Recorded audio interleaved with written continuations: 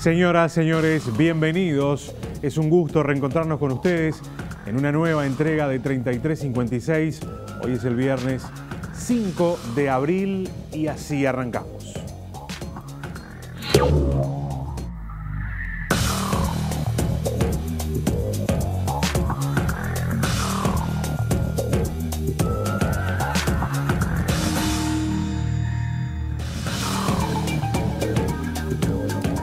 En una decisión que no conoce antecedentes, el presidente de la República el lunes pasado anunció el cese de la cúpula del Ministerio de Defensa, el ministro y el subsecretario, y también el cese de 6 generales del Ejército, entre ellos el recientemente nombrado comandante en jefe de las Fuerzas Armadas. Hacía un par de semanas atrás había hecho lo propio con Guido Manini Ríos, también en ese momento comandante en jefe de las Fuerzas Armadas. Esto generó un debate, señores, que obviamente viene desde el lunes hasta acá, a partir de que se conocieron algunos detalles de las actas del Tribunal de Honor en las cuales José Nino Gavazo realizó algunas declaraciones aberrantes en ese tribunal. Y a partir de que se conocieron, bueno, se generó esta especie de tormenta política en torno a la cuestión militar. Este va a ser el tema de esta noche aquí en 3356. Vamos a estar conversando en la primera mesa con Julián González Guller, un especialista en estos temas, y obviamente después tendremos un debate. 2 legisladores, Alejandro Pacha Sánchez y Gustavo Penadez, nos acompañarán esta noche aquí en 3356. Vemos un informe, le ponemos contexto a esta situación.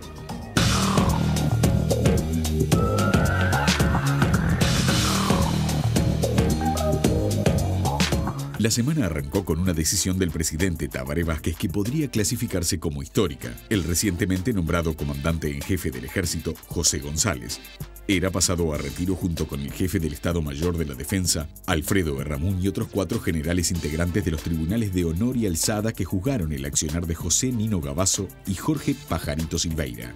También fueron cesados en sus funciones el ministro de Defensa Jorge Menéndez y el subsecretario Daniel Montiel. 20 días antes, había sido apartado de su cargo y pasado a retiro el hasta entonces comandante en jefe Guido Manini Ríos. Prácticamente la mitad del generalato fue relevada en una comunicación oficial, luego de que una publicación del diario El Observador revelara que ante dicho Tribunal de Honor, Gavazo había admitido que en 1973 había arrojado al Río Negro el cuerpo de Roberto Gomenzoro, muerto en el batallón de artillería número 1. Yo lo cargué al vehículo, yo manejé el vehículo, lo llevé al lugar, lo bajé, lo puse en un bote, lo tiré del bote, dijo Gavazo, quien además agregó que por temas de desprestigio del ejército no podía darse a conocer que había fallecido alguien en un cuartel, recordando que en esa fecha aún no había ocurrido el golpe de Estado. El hecho dado a conocer por el diario El Observador dejó en evidencia que a pesar de estas declaraciones, ambos tribunales, primero el de honor y luego el de alzada, solo rechazaron que los retirados no le comunicaron a la justicia penal que el coronel Juan Carlos Gómez, preso 3 años y medio por la muerte del militante Roberto Gomenzoro, era inocente del delito por el que se lo había condenado y resolvieron pasarlo a reforma.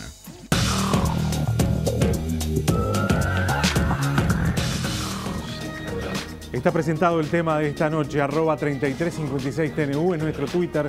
Pueden empezar a comunicarse con nosotros a partir de este momento. Vamos a hacer la primera pausa y ya se viene Julián González Guller, es doctor en Ciencias Políticas y nos va a acompañar esta noche aquí en 3356.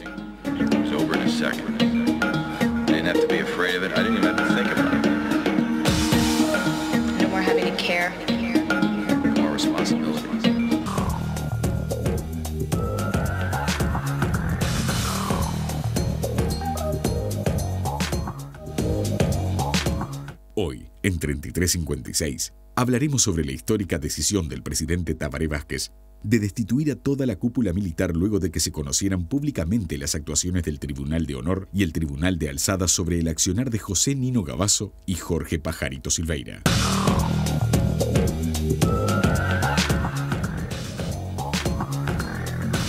Seguimos en vivo, gracias por acompañarnos. Doctor Julián González Guller, gracias por haber venido. No, es un gusto.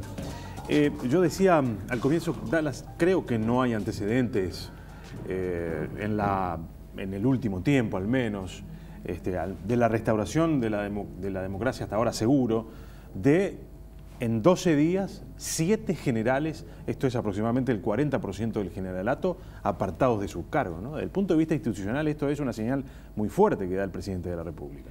Sí, muy fuerte y oportuna además, porque, bueno, habíamos venido asistiendo a un proceso que tiene ya su buen tiempo de desarrollo, de una paulatina afirmación del poder militar, ¿verdad?, y de la influencia militar, que se expresó de distintas formas, pero que, bueno, lo más gráfico, si se quiere, es esa estrategia que desarrolló el ex comandante en jefe Manini de promoción personal, digamos, promoción personal a partir del cargo que ostentaba y claro, a partir además de hacer jugar a la institución en función de sus intereses personales, pero un rol cada vez más protagónico en la esfera pública, claro, ¿no?, que no corresponde en absoluto a claro, lo que son las Fuerzas Armadas y al cargo que lo ostentaba. A ver, capaz que usted tiene una mirada distinta, o en realidad se lo hago como pregunta. ¿El pulso democrático de las Fuerzas Armadas se pone en entredicho a partir de todos estos episodios? Manini Ríos, el accional del Tribunal de Honor, el silencio posterior de quienes integraron ese tribunal. Eso que nosotros creíamos que era un hecho, y es que las Fuerzas Armadas estaban apegadas a la Constitución, a la República, a la democracia. ¿Hoy está en entredicho?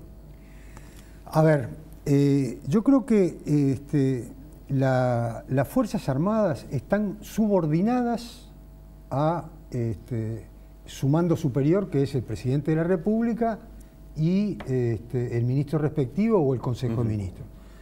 En ese aspecto creo que no hay discusión. El problema en todo caso es el apego a la democracia. Exacto. ¿No? Y ahí es donde la cosa se comienza a complicar. Y digamos, ahí aparece también la responsabilidad de los gobiernos sucesivos a partir del fin de la dictadura en el 85 para acá. ¿Por qué digo esto? Porque la dictadura, entre otras cosas, lo que hizo fue generar un cambio muy profundo en las Fuerzas Armadas. Quien tiene algunos años debe recordar de que los militares de los años 50, los años 60, hablaban orgullosamente que la oficialidad militar en el Uruguay era civilista. Ajá. ¿Qué querían decir con eso? Que estaban subordinados al mando civil, respetaban las instituciones, en fin, y eran unas Fuerzas Armadas que de alguna manera, como debe ser, de alguna manera reflejaban la sociedad a la que pertenecían. En los años previos a la dictadura y en la dictadura lo que se produce es un cambio muy profundo en las Fuerzas Armadas, una depuración de todo aquel oficial o soldado que manifestara alguna discrepancia con la dictadura o con la tortura o con la represión o con, en fin... Y con la doctrina imperante en ese momento. Con la doctrina imperante en ese momento. Y además, un proceso muy profundo de instalación de esa doctrina, a la que se le ha llamado la doctrina de la seguridad nacional, en las instituciones militares de una manera muy vertical y absoluta. Digamos. Incluso los ámbitos de formación. En primer lugar. Claro. En primer lugar. ¿Qué pasó después, cuando se termina la dictadura? Que esas cosas no cambiaron. Los gobiernos sucesivos no adoptaron medidas tendientes a cambiar esa realidad. Entonces, naturalmente, la institución se reprodujo de manera autónoma. Y lo que pasó es lo que nos explota en la cara hoy en día, de que en realidad hay un montón de ideas que vienen de la dictadura que se expresan hoy con absoluta claridad. Y yo te voy a leer un artículo, el artículo 3º del reglamento de los tribunales de honor, para que los televidentes se hagan una idea, que además esto fue elaborado por Gregorio Álvarez, y está vigente hoy en día, digamos, más allá de alguna pequeña modificación, pero esto está vigente hoy en día. Dice, artículo 3º, el criterio con que se juzgue considerará la realidad, pero deberá tener en cuenta especialmente que las Fuerzas Armadas son una institución de excepción diferenciada de la sociedad civil a la que está confiada la custodia de los bienes espirituales y materiales de la nación, y que en consecuencia cada oficial está obligado a ser un ejemplo de conducta. Esto es lo que se le enseña, se le matriza a los oficiales jóvenes en las escuelas militares respecto a cuál es el lugar de la institución militar en la sociedad y en relación al Estado. Un lugar de tutela, como establece la doctrina de la seguridad nacional. Estas cosas se hubieran tenido, esta y muchas otras cosas, hubieran tenido que cambiar en estos más de 30 años que han transcurrido. ¿Quién diseña esos reglamentos de cómo funcionan los tribunales de honor? Las propias Fuerzas Armadas. Obviamente, pero la prueba es un decreto, lo aprobó el Poder Ejecutivo en el año 85. Febrero del 85 se aprobó y permanece vigente. Hubo algunas modificaciones. ¿Cuáles son las pulsiones o las tensiones de la sociedad hoy para que hoy el asunto emerja con esta virulencia? Utilizo el término más a propósito, porque de alguna manera algunas de las manifestaciones posteriores a su separación del cargo del general Manini Ríos son virulentas. Utiliza términos que son complejos, por lo menos. Le dice canalla al presidente de la República. Me ha llamado la atención porque también, incluso en este propio reglamento de los tribunales de honor, se establece de que los oficiales, estén en actividad o estén retirados, le deben respeto a las instituciones de la República. Y caracterizar de canalla al presidente, bueno, mentiroso, canalla sobre todo, es una caracterización complicada, ¿no? Claro, pero yo le decía, ¿qué pulsión o qué tensión está atrás de esto? ¿Por qué hoy emerge este asunto? Porque, digamos, bueno, ¿por qué emerge este asunto? Y bueno, emerge por esta cuestión de los tribunales de honor y la evidencia que nos explotó a todos en la cara de que, digamos, cómo habían actuado los tribunales de honor. Porque los tribunales de honor, y acá te vuelvo a leer, se ha hablado y se ha dicho de que los tribunales de honor solo atienden el asunto para los que fueron convocados. Exactamente. No es así. Ese es el artículo 77, pero el artículo 76 dice de que además de resolver sobre el caso sometido a su decisión, podrá juzgar y resolver con respecto a la conducta y actuación de los oficiales que hubieran intervenido en el asunto, pronunciándose sobre cada uno de ellos. O sea que si aparecen otros asuntos que merecen ser evaluados, atendidos, tienen la obligación de hacerlo. Cuando el general Manini dice que en realidad ellos no se iban a expedir sobre los dichos de fondo, en definitiva, de Gavazo, porque estaban atendiendo otro asunto, bueno, de alguna manera contradice eso. Este artículo 76 del reglamento de los tribunales de honor. Claro.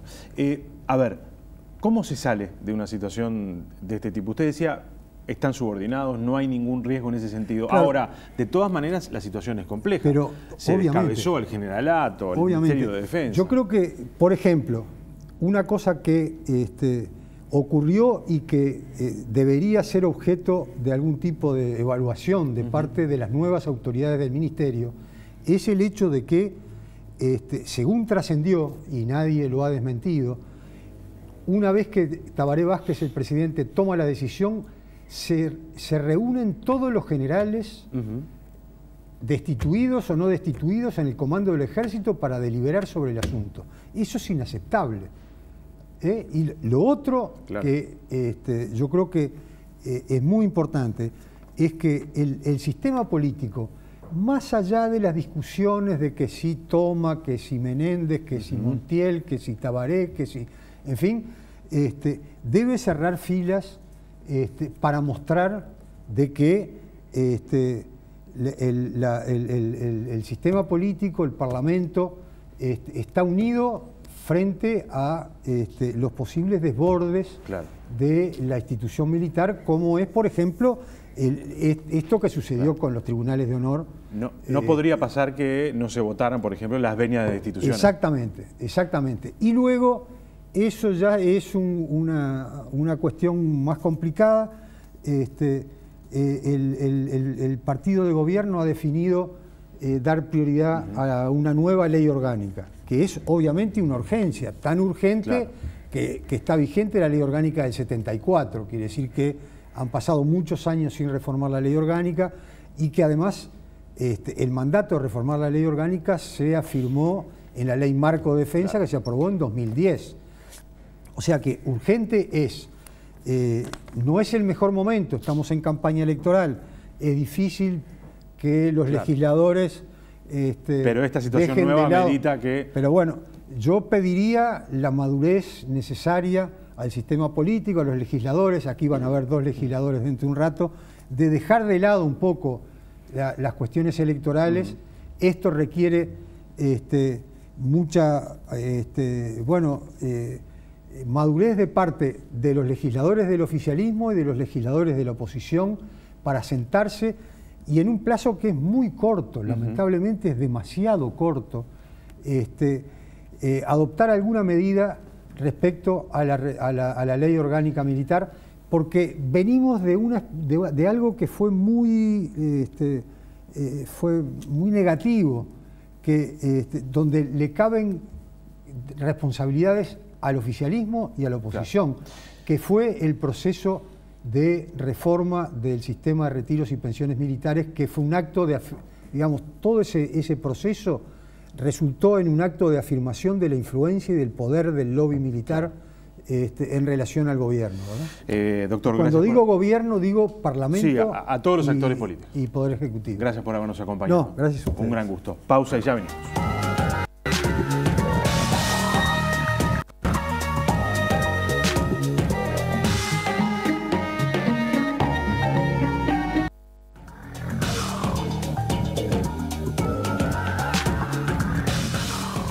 Retomamos, señores, gracias a ambos por esperar. Un placer.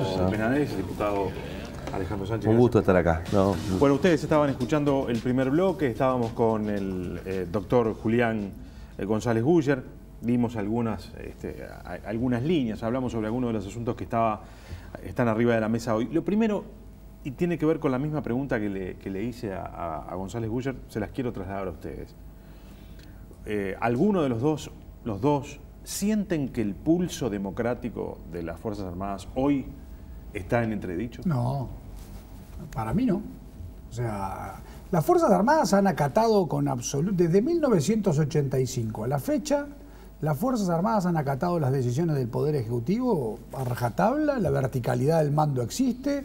Y el ejemplo más acabado de este tema son estos episodios que han sucedido en estas últimas semanas. Han relevado a 2 comandantes en jefe en menos de 10 días, acaban de relevar a 6 generales y todo el mundo acatando la decisión del presidente, compartiéndola o no, pero acatándola. O sea que en ese sentido yo no creo que esté en tela de juicio el apego a la Constitución, al respeto irrestricto a la Constitución y al Estado de Derecho de las Fuerzas Armadas en nuestro país. No, yo comparto el análisis. Las Fuerzas Armadas tienen que acatar primero porque el mando es civil y deben obediencia al mando civil, y hasta ahora las decisiones que ha tomado el mando civil han sido acatadas.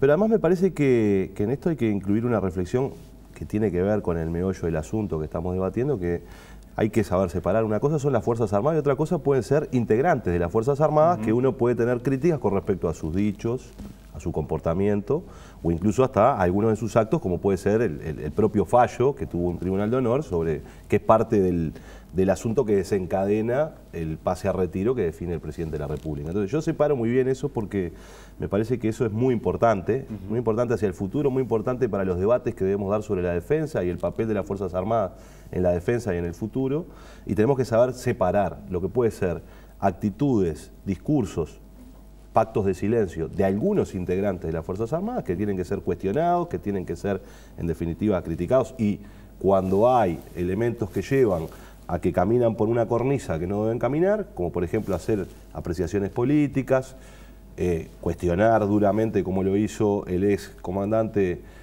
Manini Ríos, a un poder del Estado como es el Poder Judicial. Esas son actitudes que van por la cornisa. Ahora, eso es una cosa. Otra cosa es el acatamiento institucional de las Fuerzas Armadas al mando civil. Sin embargo, González Guller decía que, por lo que se ha visto, y bueno, y él es un especialista en el asunto,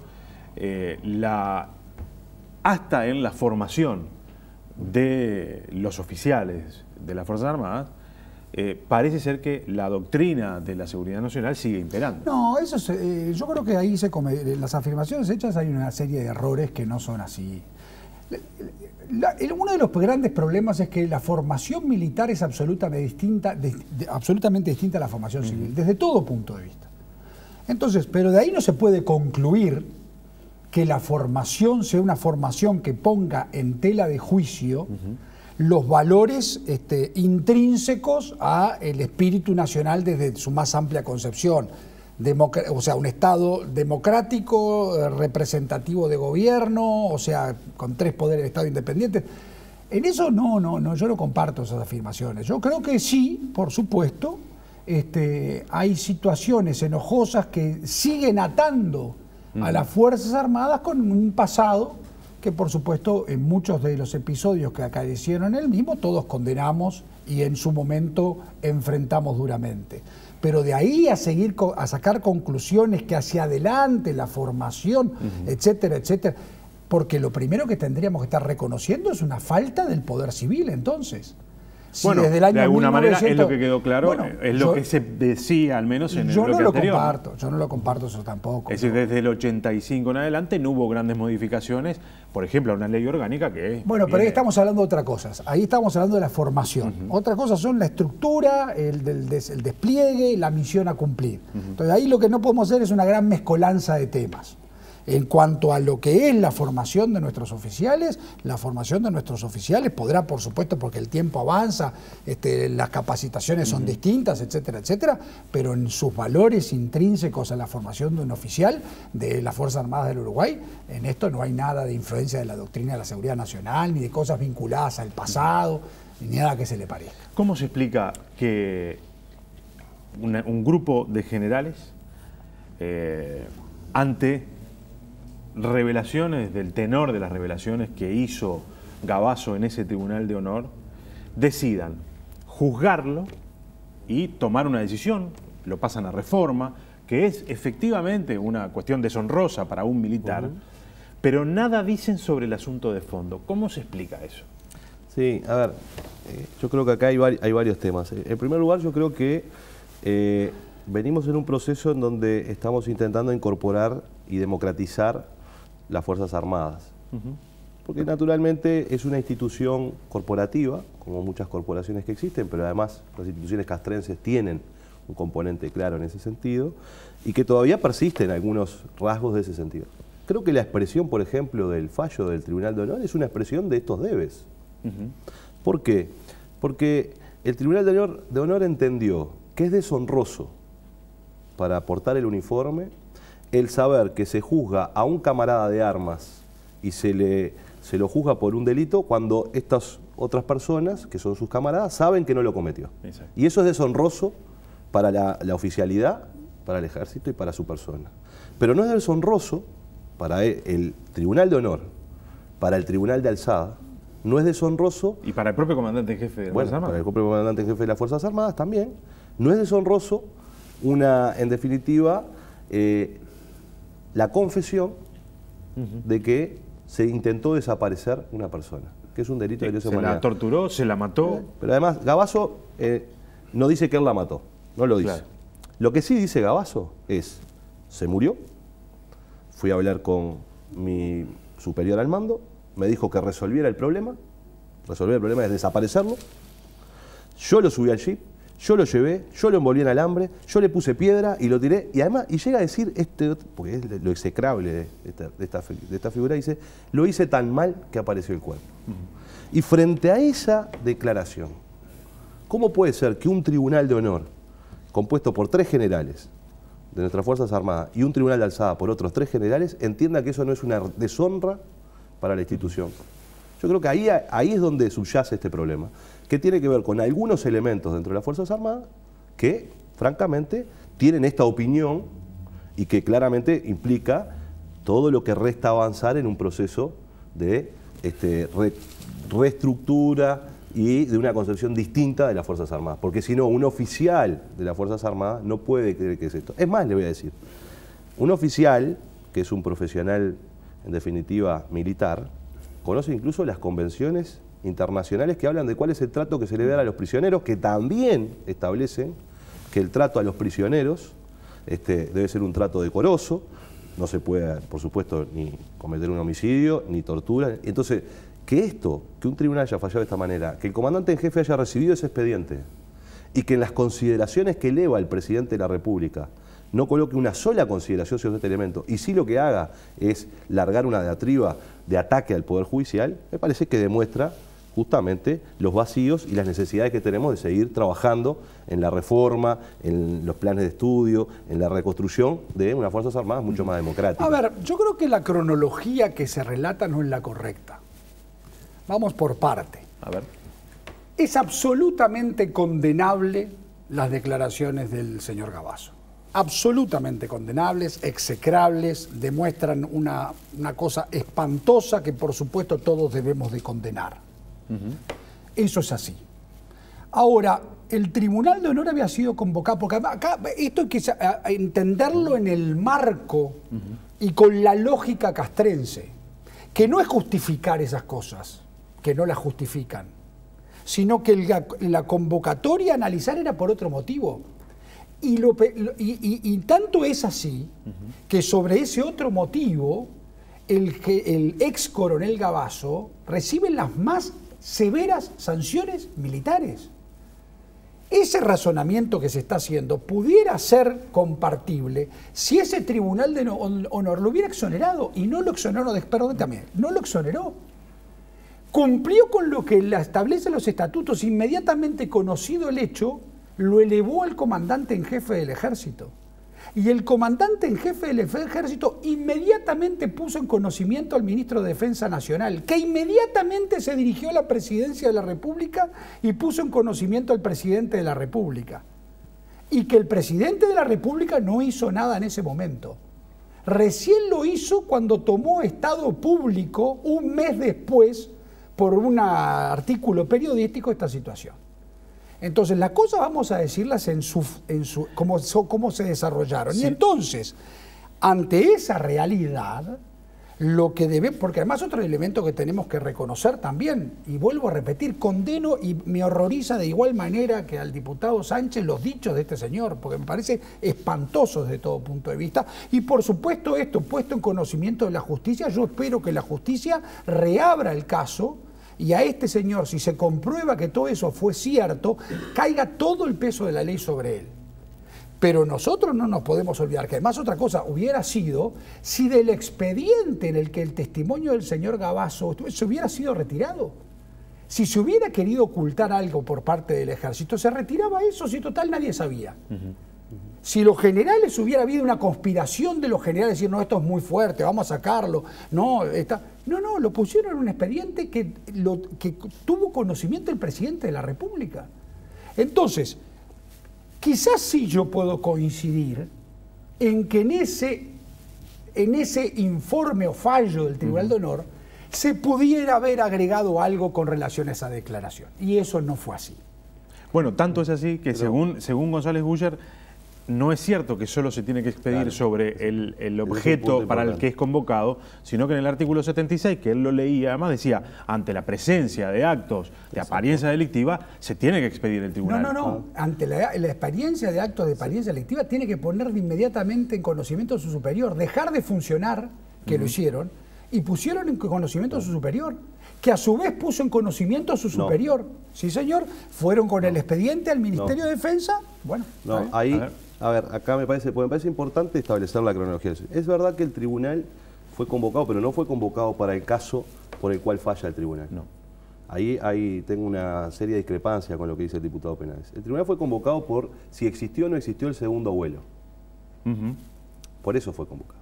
Y sanciona a Gavazo porque Gavazo ocultó que un compañero de armas haya sido juzgado por un delito que nada tiene que ver con el segundo vuelo. Entonces, si yo estuviera en la interpretación que hace el diputado Penades, que creo que es equivocada, no debería haber fallado en contra de Gabazo las cosas, el pasado a reforma. Porque si fuera así, que el tribunal solo se puede pedir para lo que fue convocado, no fue convocado para analizar si hay un militar que fue sancionado por la justicia y que se comió un delito que no había sido. Entonces, el tribunal fue convocado por dos motivos. Pero permitime.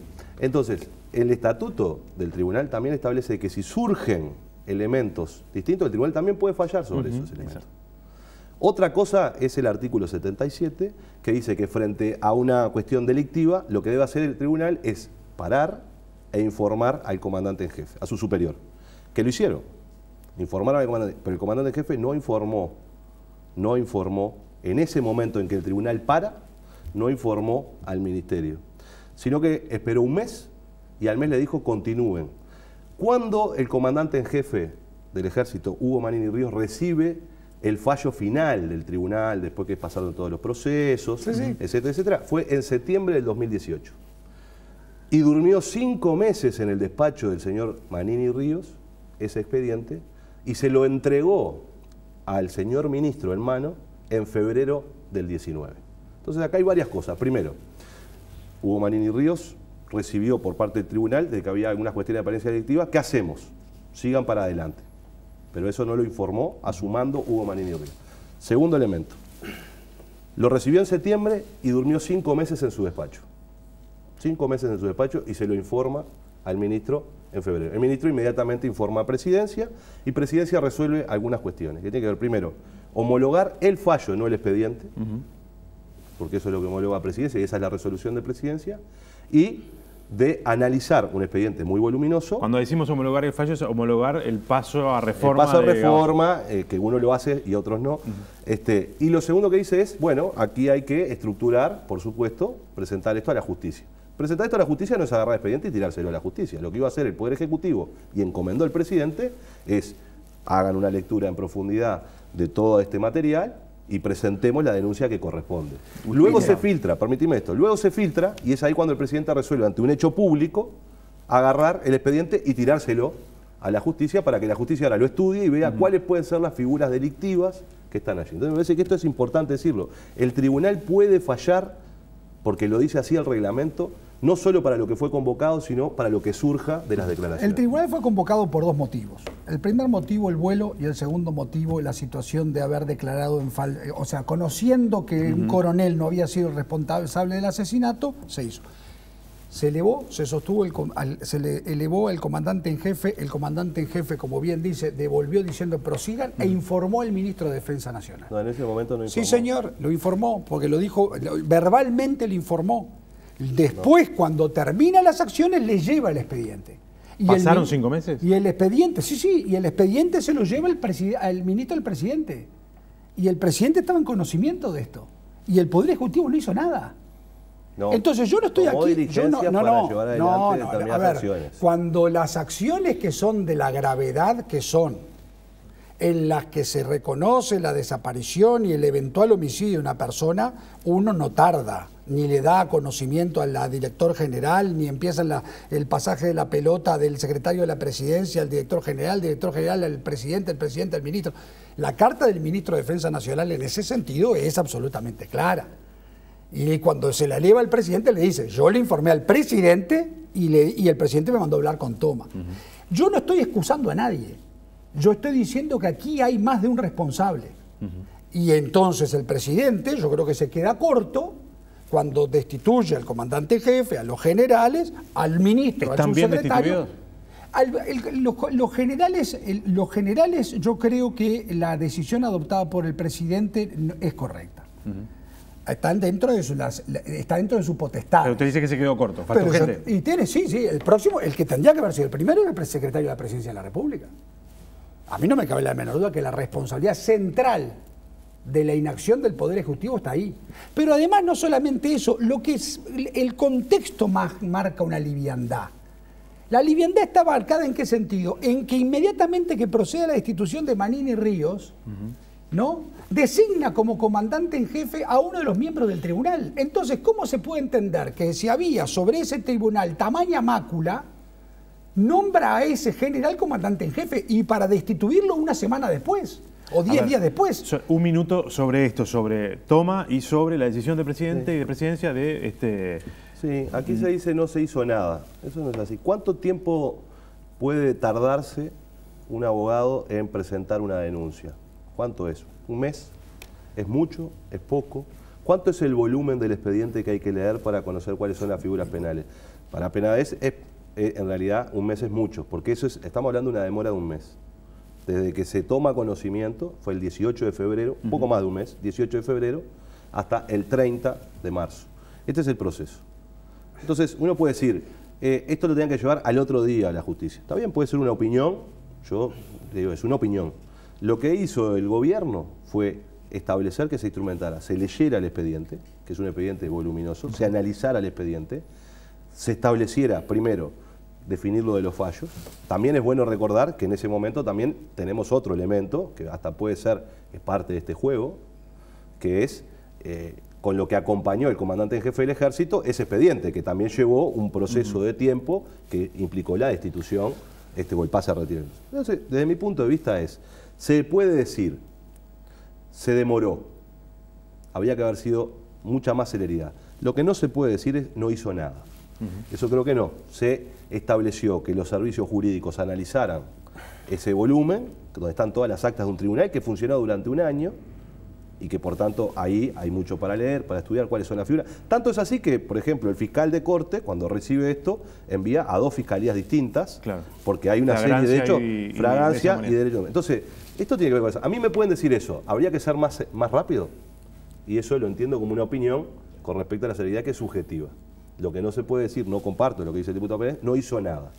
Sí creo que es un error haber nombrado a un general que estaba integrando el tribunal. Primero que nada, el ministro de Defensa Nacional, Eleuterio Fernández Huidobro, estaba enterado de esto desde el año 2013, lo dijo un asesor de él. Una cosa es el expediente, una cosa es el expediente y otra, no es así. Bueno, lo dijo, salió en la prensa, ¿cómo que no es así? Eso lo dijo así.